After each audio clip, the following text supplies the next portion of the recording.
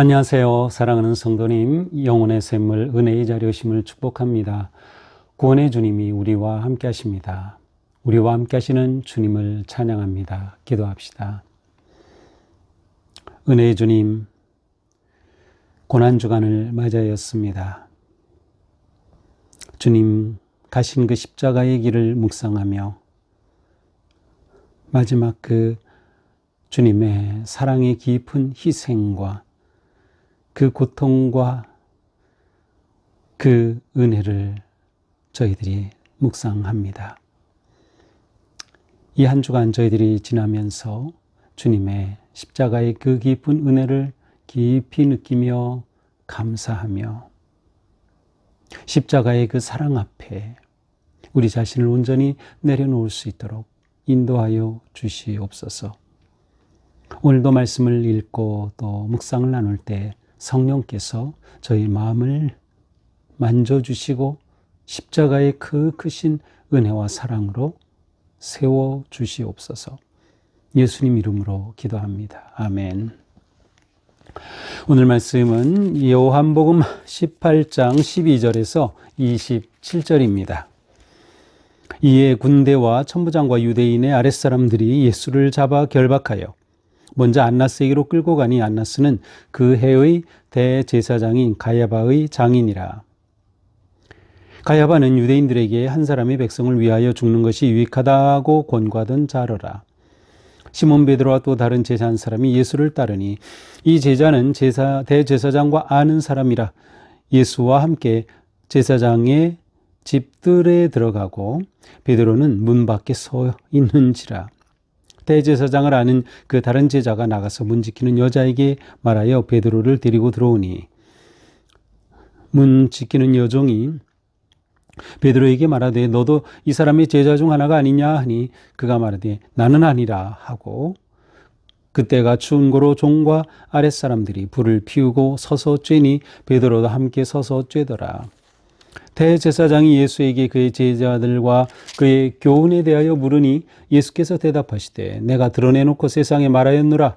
모든 유대인들이 모이는 회당과 성전에서 항상 가르쳤고 은밀하게는 아무것도 말하지 아니하였거늘 어찌하여 내게 묻느냐. 내가 무슨 말을 하였는지 들은 자들에게 물어보라. 그들이 내가 하던 말을 아느니라. 이 말씀을 하시며 곁에 섰던 아랫사람 하나가 손으로 예수를 쳐 이르되 내가 대제사장에게 이같이 대답하느냐 하니 예수께서 대답하시되 내가 말을 잘못하였으면 그 잘못한 것을 증언하라. 바른 말을 하였으면 네가 어찌 나를 치느냐 하시더라. 안나스가 예수를 결박한 그대로 대제사장 가야바에게 보내니라. 시몬 베드로가 서서 불을 쬐더니 사람들이 묻되 너도 그 제자 중 하나가 아니냐. 베드로가 부인하여 이르되 나는 아니라 하니 대제사장의 종 하나는 베드로에게 귀를 잘린 사람의 친척이라 이르되 네가 그 사람과 함께 동산에 있는 것을 내가 보지 아니하였느냐. 이에 베드로가 또 부인하니 곧 달기 울더라. 아멘. 자, 이제 어제 본문에서는 우리가 이제 그 예수님께서 잡히시는 그런 장면을 이제 보았죠. 그래서 예수님이 잡히시던 그 자리에 베드로가 칼을 차고 있다가 그 칼을 휘둘러 가지고 대제사장의 종의 귀를 자르는 그러한 사건이 있었고요. 그 사람의 이름은 이제 말고라고 하는 사람이었습니다.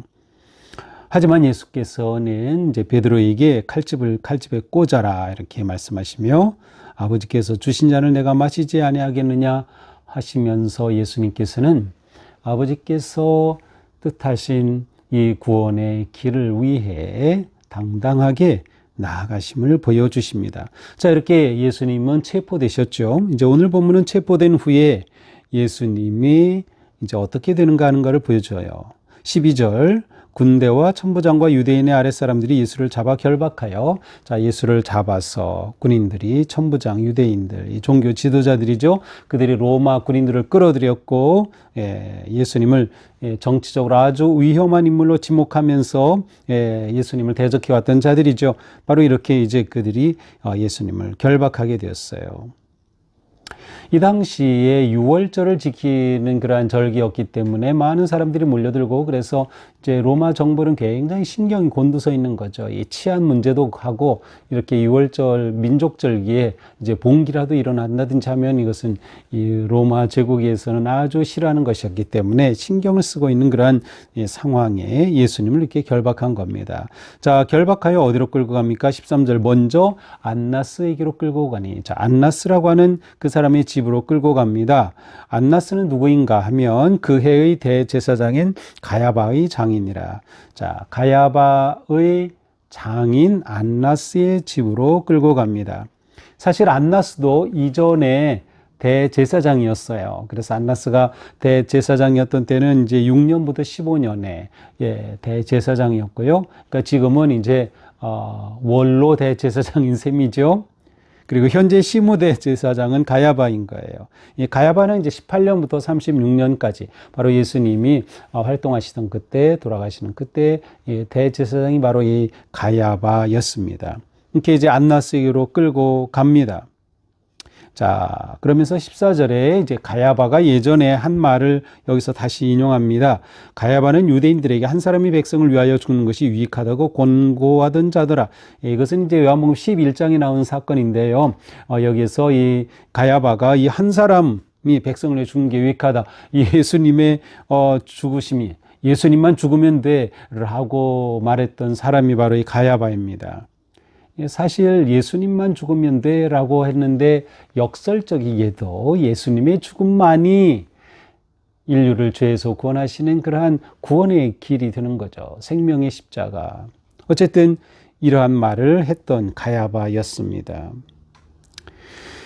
자, 이렇게 예수님을 끌고 간 그 자리에 누가 따라갔습니까? 15절, 시몬 베드로와 다른 제자 한 사람, 두 제자가 예수님을 따릅니다.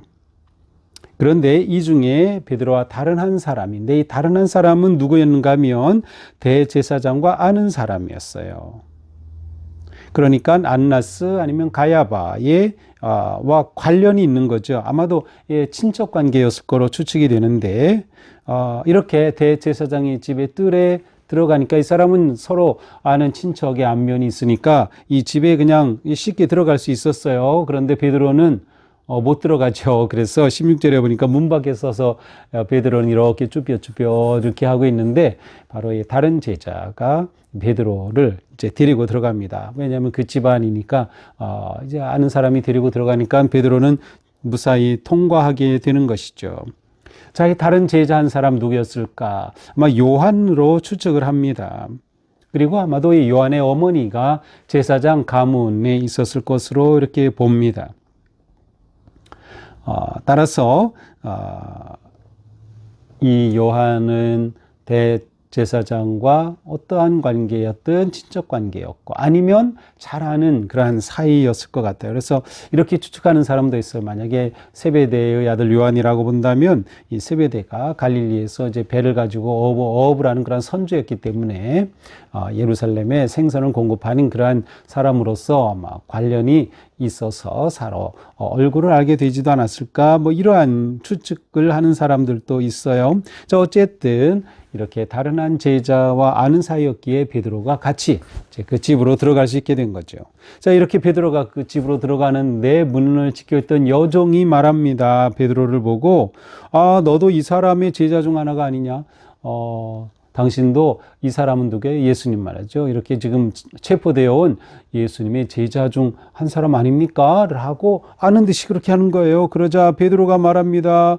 나는 아니다. 나는 아니다. 베드로가 당황했겠죠.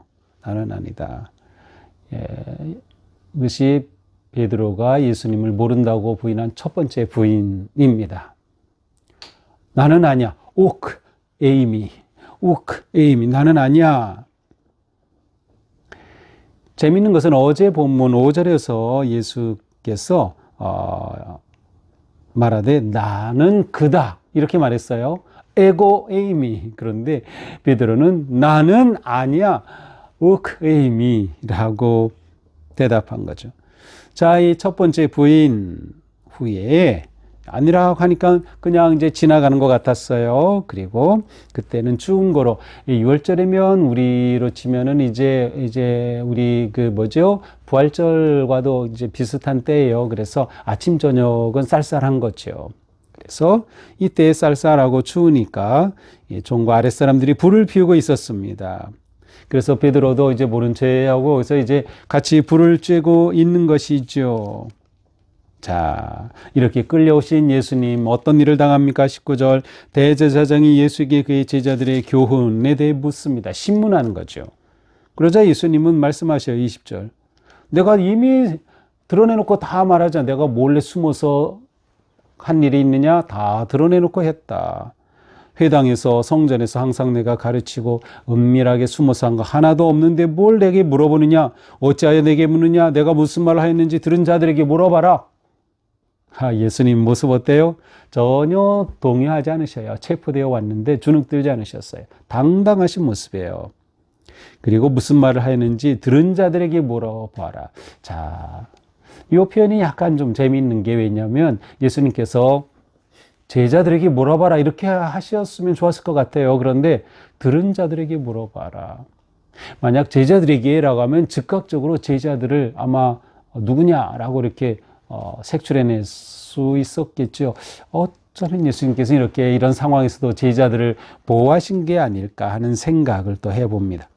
자, 이러자 곁에 섰던 한 사람이 예수님을 칩니다. 때렸어요. 아마도 경비대원이 있는 군인 중에 한 사람이 아닐까 싶어요. 그러자 예수님이 말씀하시죠. 내가 말을 잘못하였으면 그 잘못한 것을 증언하라. 바른 말을 하였으면 네가 어찌 나를 치느냐. 내가 바른 말을 하였다면 너희가 감히 칠 수 있느냐? 예수님께서는 아주 당당하게 항의를 하십니다. 왜냐하면 이 사람의 행동은 불법적이고 잘못된 행동이죠. 결국 안나스는 예수님에게서 어떠한 죄목도 찾지 못하죠. 그래서 24절 예수님을 결박한 그대로 어디로 보내요? 대제사장 가야바에게로 보냅니다. 가야바, 대제사장 가야바에게로. 자, 안나스 집으로 갔다가 가야바에게로 보냅니다.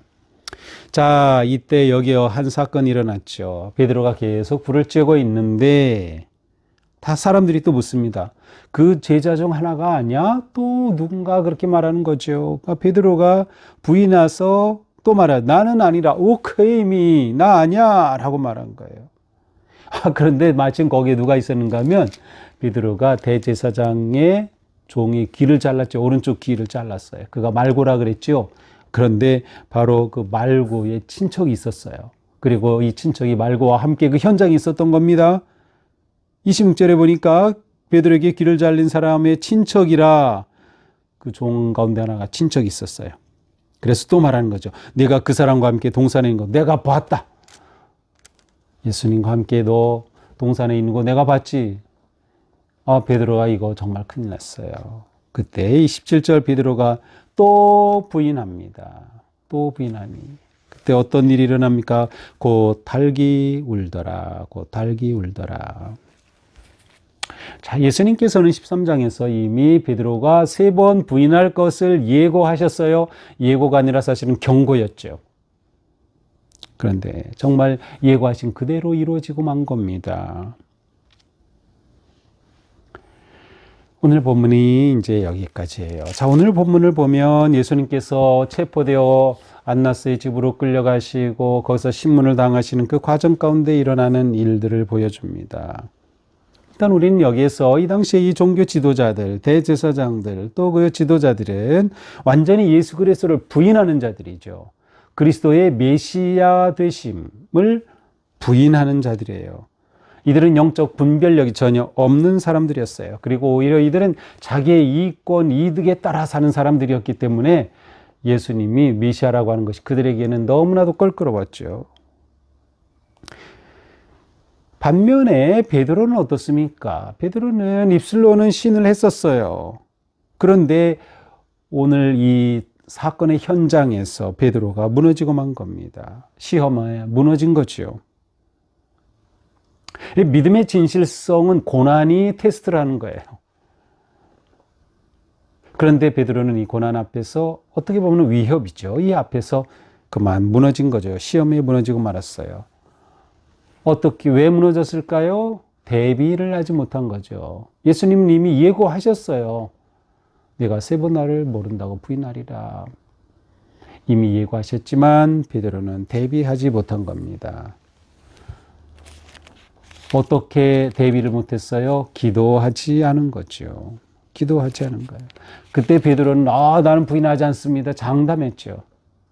신앙의 삶은 장담이 중요한 게 아니고 기도하는 게 중요한 거예요. 기도하는 것. 그러니까 기도를 이길 길이 없고요. 기도가 아니면 우리가 믿음을 지켜낼 수가 없는 거예요. 그러니까 주님의 말씀을 무시하면 안 돼요. 주님의 경고를 무시하면 안 돼요. 우리가 매일 묵상하죠. 말씀을 읽죠. 대하죠. 예배하면서 말씀도 듣죠. 말씀을 무시하지 말라. 말씀 안에 이미 길이 있는데 그것을 무시하고 장담하면 무너지게 마련인 것입니다. 기도 없이는 누구나 무너지는 것입니다. 믿음은 행동으로 증명하는 거예요. 베드로는 그의 믿음 없음을 행동으로 그대로 보여준 겁니다. 예수님을 인정하지 않고 부인하였으니 말이죠. 나는 아니야. 그것이 베드로의 입에서 3번이나 반복하며 나왔어요. 자, 예수님은 지금 계속해서 하나님의 뜻에 순종하며 십자가의 길을 가셔요. 내게서 할 수만 있다면 이 잔을 내게서 거두어 주십시오. 그러나 하나님의 뜻 앞에 예수님은 제가 받겠습니다. 순종의 길을 걸어가시는 거예요. 고난의 길을, 십자가의 길을 걸어가시는 거예요. 사명 앞에 예수님 그대로 가시는 거죠. 이렇게 예수님의 모습, 흔들림 없는 예수님의 모습, 아버지 하나님의 뜻에 온전히 순종하시는 모습, 그 다음에 흔들리는 베드로의 모습, 그리고 대적하는 종교 지도자들의 모습을 오늘 우리는 한 번에 보고 있습니다. 예수님의 순종을 통해 우리는 정말 성도의 가장 힘센 무기는 기도와 순종이다라는 것을 알 수 있어요. 순종만이 진정한 우리의 무기가 될 수 있는 거예요. 우리는 순종으로서 내 믿음을 증명하는 것이에요. 그러니까 아무리 호언장담해도 그것에 귀를 기울이면 안 돼요. 큰 소리 치는 거 그 아무런 가치가 없어요. 그저 묵묵히 순종할 때 거기에 진정한 능력이 있다. 거기에 능력이 있다. 그러므로 오늘 우리는 나는 예수님 앞에 정말 내 믿음을 증명할 수 있을까? 고난이 내 믿음을 테스트할 때 난 그 고난을 통과할 수 있을까? 두려움이 내 믿음을 삼킬 때 나는 어떻게 해야 할까? 한번 스스로 자신의 믿음을 생각해 보면 어떨까요? 예수님의 십자가의 고난의 길을 묵상하는 이 사순절의 또한 마지막 고난 주간, 이 한 주간 우리는 주님의 그 십자가의 은혜와 사랑 앞에서 내가 정말 주님을 얼마나 사랑하는지, 내가 정말 주님을 얼마나 믿고 따르는지, 내가 정말 순종하려고 하는 것인지, 내 믿음을 위해 기도하고 하나님의 은혜와 도우심 가운데 십자가의 길을 우리도 함께 걸어가는 그러한 복된 고난 주간, 한 주간 될 수 있기를 축복합니다. 기도합시다. 주님, 오늘 저희들은 고난주간의 첫날을 맞이했습니다. 이 고난주간을 지내면서 우리에게 끊임없이 다가오는 시험과 유혹 앞에 기도와 온전한 순종으로 믿음을 증명해낼 수 있도록 성령님 저희들을 잡아주시옵소서. 저희들은 너무나도 약하고 너무나도 쉽게 무너지고 말로는 호언장담하지만 고난 앞에서 너무나도 흔들리는 저희들입니다. 어떠한 삶의 위기, 어떠한 상황에서도 오직 주님만을 의지하고 신뢰하는 믿음으로 담대하게 승리하는 이 한 주간 되게 하여 주옵소서. 예수님 이름으로 기도합니다. 아멘. 네, 오늘도 주님 은혜로 우리의 삶이 십자가의 그 은혜와 생명의 길을 묵묵히 순종하며 따르는 그러한 은혜로운 하루가 되기를 축복합니다. 사랑합니다.